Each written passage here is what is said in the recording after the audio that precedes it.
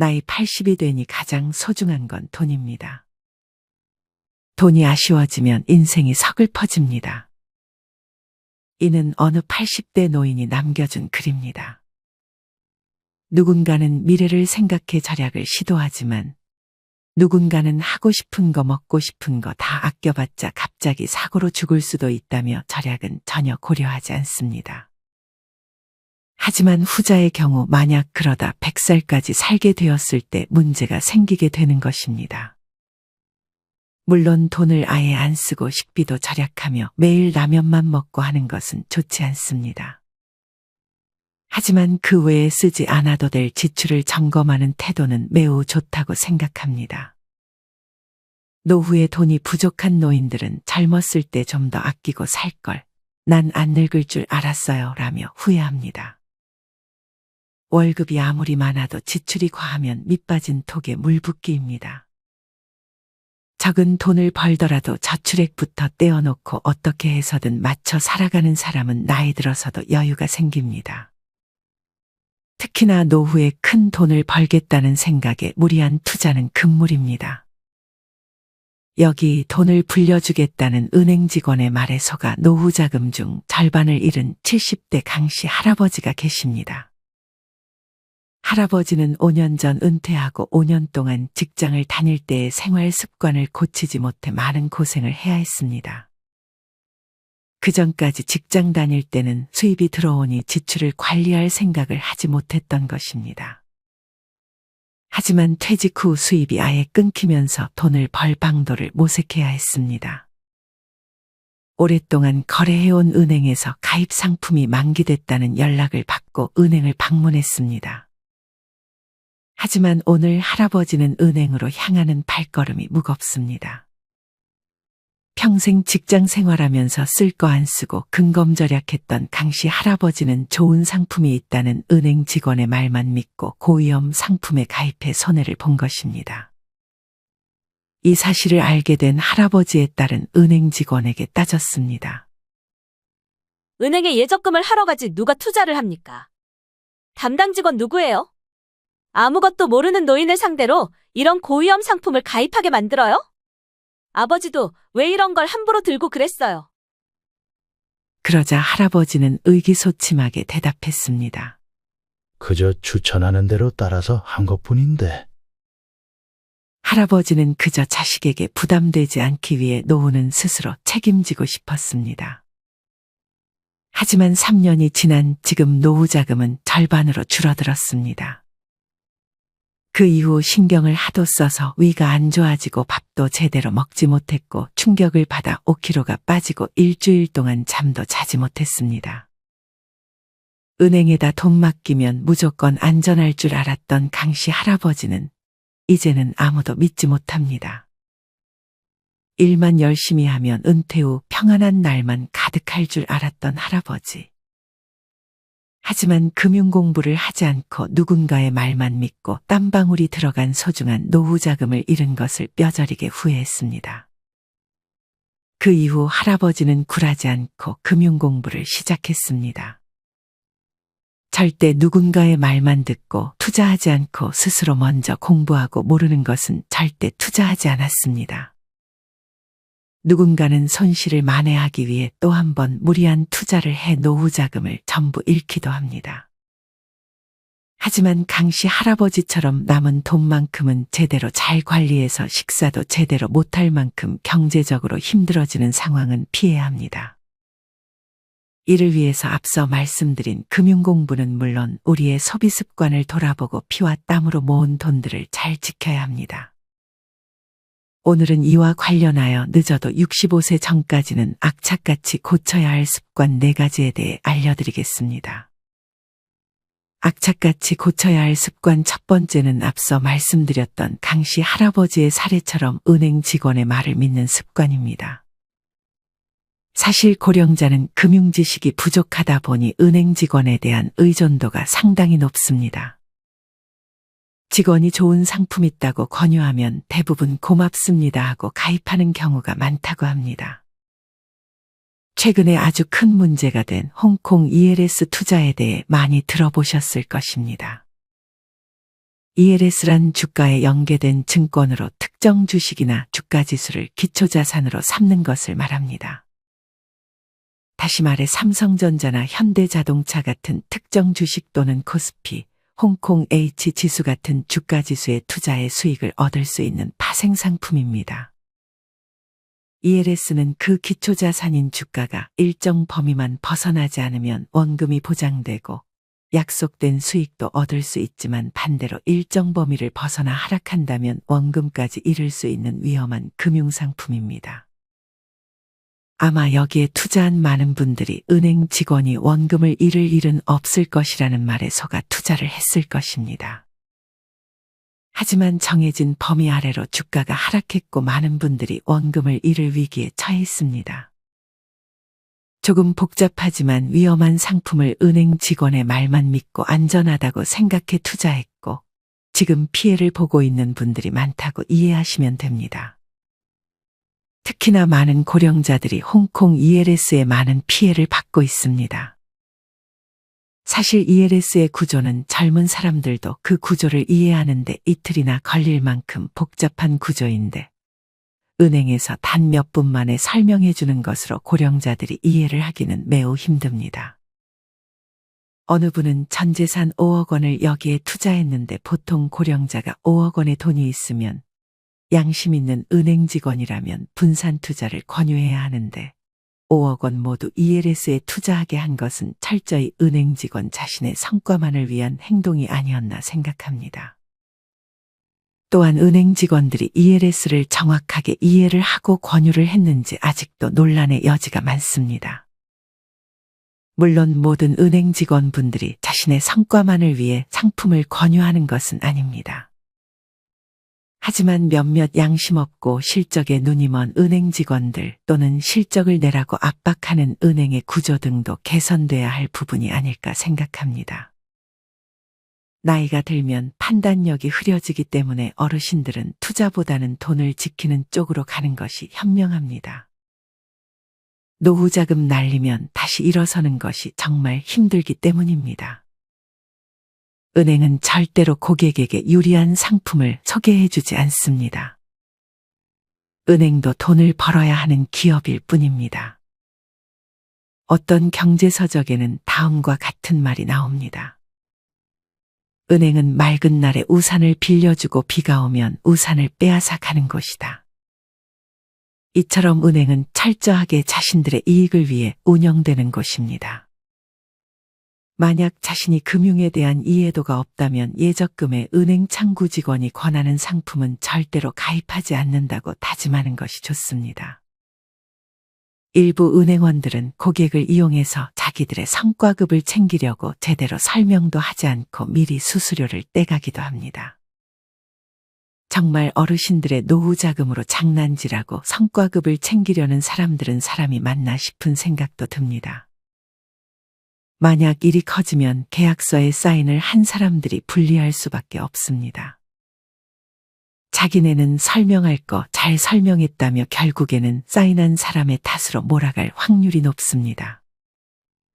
다음은 이와 관련한 어느 한 분의 조언입니다. 은행들은 바뀌는 게 하나도 없군요. 20년 전에도 은행 잔고 몇 억 있으면 VVIP 고객이라고 따로 접객 코너 만들어 놓고 극진히 대접합니다. 그게 다 그런 고객들 꼬드기기 위해서 그런 자리를 만들어서 유인하는 겁니다. 거기 고객을 위해 편하게 일 처리하라고 만들어 놓은 데가 아니에요. 작업치는 작업장이지. 지점별로 할당량 주고 그거 건당 커미션 주니까 은행에서 아주 기를 쓰고 간이라도 내줄 것 마냥 온갖 현혹을 하는 것입니다. 거기 직원들이 하는 이야기는 들을 것도 없습니다. 무조건 문서를 봐야 합니다. 그리고 투자 수익이 높은 건 당연히 원금 손실의 위험성도 큰 것입니다. 욕심에 눈이 멀지 마세요. 이처럼 은행은 그저 돈을 벌려는 기업일 뿐입니다. 이것을 악용하는 은행들에게 나이에 의해 판단력이 약해진 어르신들은 은행이 전략적으로 노리는 대상, 은행 입장에서 수수료 수입을 뺏어와야 할 대상이 되어버린 것입니다. 정말 국가적으로 개선이 시급한 문제인 것 같습니다. 정리하면 금융에 대해 모른다면 절대 모르는 것에 사인하지 마세요. 특히나 아들 같고 딸 같은 직원들, 혹은 직원이 만약 외모가 뛰어나거나 친절하게 대해준다면 우리는 직원의 권유를 거절하기 힘들어집니다. 이 부분도 주의해야 합니다. 아무리 친절해도 그 친절함에 속아 목숨과도 같은 돈을 바꿀 수는 없습니다. 이 점은 항상 주의하여 욕심을 버리고 은행 직원을 무조건 믿는 일은 없어야 합니다. 그리고 시간이 된다면 반드시 금융 공부를 게을리 하지 않으시길 바랍니다. 책도 좋고 유튜브도 좋습니다. 하지만 공부를 할 때도 항상 고수익 상품은 위험하다는 인식을 가지고 안전하게 돈 관리를 잘 하시기 바랍니다. 앞서 말씀드린 것은 우리가 모은 돈을 지키기 위해 꼭 명심해야 할 것이고 지금부터는 돈을 잘 모으기 위해 고쳐야 할 습관들입니다. 악착같이 고쳐야 할 습관 두 번째는 돈이 많이 들어가는 취미 활동입니다.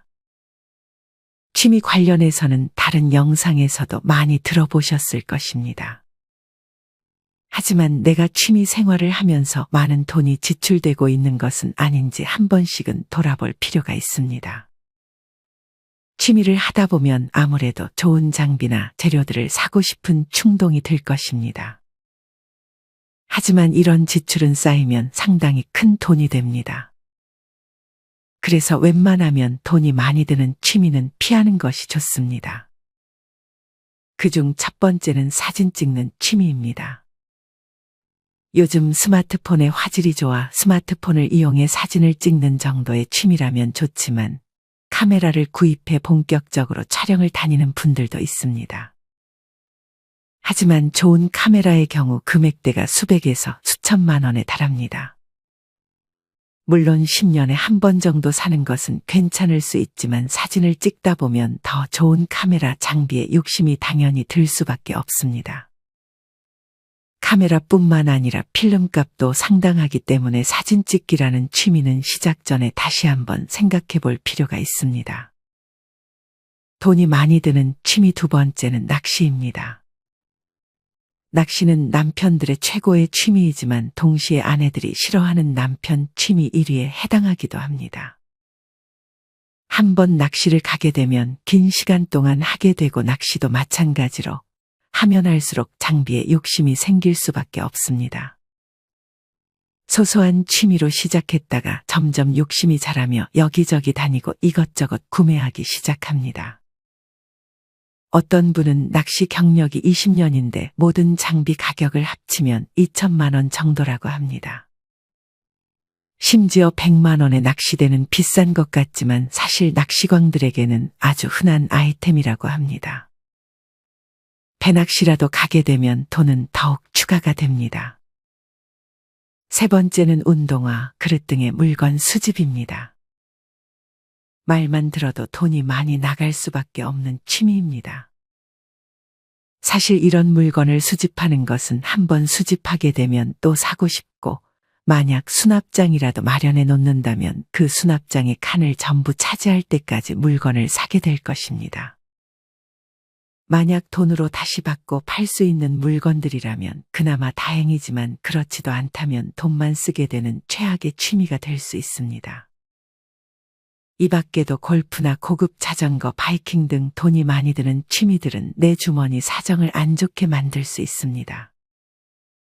물론 노후의 취미 생활을 즐기는 것은 매우 중요합니다. 하지만 그 취미가 내 경제적 자립을 위협해서는 안 됩니다. 그 어떤 취미든 하면 할수록 장비 욕심이 생길 수 있지만 이런 욕심은 버리고 지금 내가 가지고 있는 장비로도 즐겁게 그리고 오래도록 취미 생활을 잘 즐기는 것이 좋습니다. 제일 경계해야 할 것은 취미를 시작도 하기 전에 비싼 장비부터 구매하는 것입니다. 만약 그 취미의 재미를 느끼지 못한다면 얼마 안가 포기해 버릴 것입니다. 이러면 돈만 날리게 될 수 있으니 항상 취미는 3개월 이상 지속한 후에 괜찮은 장비 딱 하나만 구매하고 그것을 오래 쓰는 것이 현명한 소비일 것입니다. 악착같이 고쳐야 할 습관 세 번째는 여러 가지 모임에 들어가는 회비입니다. 사실 나이가 들수록 모임은 점점 스트레스로 다가옵니다. 괜히 모임을 갔다 온 다음 기분만 좋아지지 않는 상황이 점점 많아지게 됩니다. 나이가 들수록 주변 지인들은 하나같이 자랑하기 바쁘고 모임이 점점 시간과 돈이 아깝다고 느껴질 것입니다. 물론 모임 회비는 엄청 큰 지출은 아니지만 만약 여행도 같이 가는 모임이라면 그리고 그 모임의 기간이 몇 년 이상 쌓이면 이도 무시 못할 지출이 됩니다. 또한 모임 회비는 공통적으로 다 같이 내는 거라 약간 불공평한 상황이 생길 수 있습니다. 어떤 분은 다음과 같은 글을 남겨주셨습니다. 우리 모임 회비에서 비행기표 끊는데 누구네는 애가 없어 2명의 비행기표 값만 나가는데 누구네는 애가 2이라 넷 비용을 끊었어요. 이걸 회비로 퉁치자는 건데 이러면 내 식구인 집은 가령 200 내고 250만 원치 쓰고 애가 없는 친구는 200 내고 100만 원 쓰고 와요.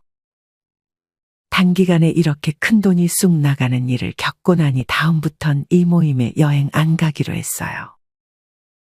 이런 상황이 발생하면 얘기 꺼내기도 뭐하고 그냥 똑같이 내기도 뭐한 상황이 발생할 수 있습니다. 어차피 나이가 들면 주변 모임은 별로 의미가 없어지고 결국에는 나 자신과 가족만이 남습니다. 이때쯤이 되면 왜 내가 모임에 돈과 시간을 낭비했을까 하는 후회가 드는 경우도 많습니다. 돈도 돈이지만 모임 인원들의 자식 자랑과 별로 득될 게 없는 말을 듣는 것보다 내 자신의 자기 개발을 할 수 있는 시간으로 쓰지 못한 것을 후회하기도 합니다. 나이 들수록 모임보다는 그 시간을 아껴 자신을 성장시키는데 시간을 쓰는 것이 좋습니다. 물론 모임을 다 끊으라는 것은 아닙니다. 정말 내가 괜찮다고 생각하는 모임이 있다면 한두 개 정도는 남겨도 괜찮습니다. 다만 이제 모임을 가는 것이 스트레스이고 거기에 들어가는 돈과 시간이 아깝다는 생각이 들면 아무리 오래되었어도 그 모임에서 빠져나오는 것이 현명한 선택일 것입니다. 악착같이 고쳐야 할 습관 네 번째는 계절마다 옷을 구입하는 습관입니다. 우리는 항상 옷을 구매함에도 입을 옷이 없다고 한탄합니다. 옷장 속에 옷이 철철 넘치도록 걸려 있지만 항상 입을 옷이 없다고 느껴져 계절마다 옷을 구매하는 분들이 있습니다. 이런 분들은 다음 계절이 오기도 전에 인터넷 쇼핑몰에서 괜찮다 하는 옷들을 보기가 무섭게 주문해 또 옷장 속에 걸어놓습니다. 이런 분들은 유행을 너무 따라다니는 것은 아닌지 돌아볼 필요가 있습니다. 각종 유행의 흐름에 동참하는 분들에게 옷의 수명은 채 2-3달이 되지 않습니다. 하지만 유행에 따라 옷을 사게 되면 돈은 돈대로 쓰고 입을 옷은 항상 없게 됩니다. 나이가 들수록 유행을 따라다니기보다는 자신에게 어울리는 스타일의 옷을 찾는 것이 더 중요합니다. 나에게 어울리는 옷을 찾았다면 그와 비슷한 느낌의 옷들을 조금씩 구매해서 입으면 되는 것입니다. 그리고 이런 옷들은 옷이 해지기 전까지 입을 수 있습니다. 진짜 멋쟁이들은 옷이 별로 없다고 합니다. 도서 옷을 사려면 우선 버려라에서는 옷을 살 때 다음 사항을 고려하라고 조언합니다. 쇼핑하기 전에 반드시 갖고 있는 옷을 체크하라. 그렇지 않으면 새로운 아이템에 마음을 빼앗겨 카드를 긁는다. 비싼지 싼지는 입는 횟수로 판단하라. 제대로 입은 게 몇 번인지 센 다음 그 횟수로 가격을 나누어 보라. 그것이 바로 그 옷의 진짜 가격이다. 예를 들어 100만 원짜리 코트는 초기 투자 비용으로 부담스럽다. 그런데 이번 겨울에 50번은 입을 수 있다면 한 번 입을 때의 가격은 2만 원이다. 한편 30만 원짜리 원피스를 사서 3일밖에 입을 일이 없다면 한 번 입을 때의 가격은 10만 원이 되는 셈이다. 사용 횟수를 생각하면 절대 비싼 가격이 아닌 것들이 있다. 이처럼 옷을 구매하는 것도 현명하게 따져볼 필요가 있습니다. 나이 들어 옷을 깔끔하게 입는 것은 중요합니다. 하지만 너무 과하게 꾸미거나 유행만 쫓는 것은 보기에도 좋지 않고 돈만 많이 나가게 됩니다. 가지고 있는 옷들을 잘 파악해 같은 물건을 또 사는 것도 주의해야 합니다. 옷을 안 입는 사람은 없습니다. 옷도 해가 쌓이면 무시 못하는 금액이기 때문에 옷에 대해 조금 더 현명한 소비를 해보셨으면 좋겠습니다. 악착같이 고쳐야 할 습관 5번째는 정리정돈하는 습관입니다. 돈 씀씀이랑 정리정돈이랑 무슨 상관이냐라고 생각하는 분들도 계실 것입니다. 하지만 정리정돈만 잘 해놓아도 돈을 절약할 수 있습니다. 앞서 옷도 그렇고 정리정돈을 하지 않는다면 똑같은 물건을 하나 더 사게 되는 경우가 많습니다. 분명 비슷한 청바지가 있음에도 어디 있는지 찾지 못해 그냥 하나 더 사게 되는 것입니다. 아마 이에 공감하는 분들이 많을 것입니다. 정리정돈을 통해 내가 가지고 있는 물건들이 어디에 있는지 정확히 알고 있다면 물건을 새로 사서 지출하는 일을 막을 수 있습니다. 정리정돈은 시간도 절약해 줍니다. 우리는 물건을 구매한 기억은 있지만 찾지 못해서 그것을 찾느라 시간을 소비하기도 합니다. 이처럼 정리정돈을 잘하면 돈과 시간 모두 절약할 수 있습니다. 오늘은 나이 들어 악착같이 고쳐야 할 습관 4가지에 대해 알려드렸습니다. 첫째는 은행 직원의 말을 무조건적으로 믿는 것.